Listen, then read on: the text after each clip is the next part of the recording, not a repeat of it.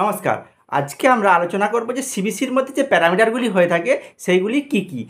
প্রথমে আমরা যেটা জেনে নেব যে সিবিসির মধ্যে প্রধান যে উপাদান সেটা হচ্ছে হিমোগ্লোবিন। সেই হিমোগ্লোবিনটা কতটা পরিমাণ আছে সেইটা সিবিসি টেস্টের মাধ্যমে তো জানতে পারবো। এছাড়াও আরবিসি অর্থাৎ লোহিত রক্ত কণিকার পরিমাণটা কতটা পরিমাণ আছে সেটা আমরা জানতে পারি।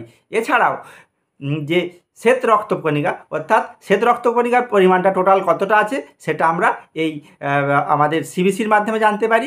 এছাড়াও প্যাকড সেল ভলিউম অর্থাৎ পিসিভির মাত্রাটাও আমরা সিবিসির মধ্যে জানতে পারি। এছাড়াও আমরা জানতে পারি এমসিভি অর্থাৎ মিন কর্পাসকুলার ভলিউম, সেটাও আমরা জানতে পারি।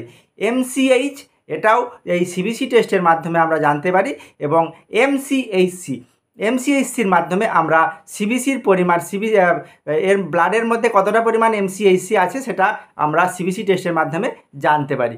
এছাড়া আমরা যেটা জানতে পারি যেটা আরডিডব্লিউটাও এই সিবিসি টেস্টের মাধ্যমে আমরা জানতে পারি।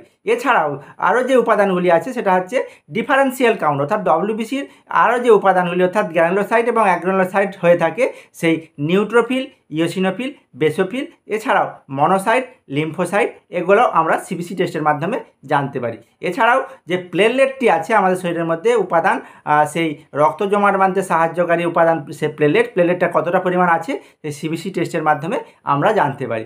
এবং অবশেষে আরেকটা যে প্যারামিটার সেটা কমপ্লিট হিমোগ্রামের সাহায্যে আমরা জানতে পারি যেটা ইএসআর অর্থাৎ এরিথ্রোসাইট সেডিমেন্টেশন রেট।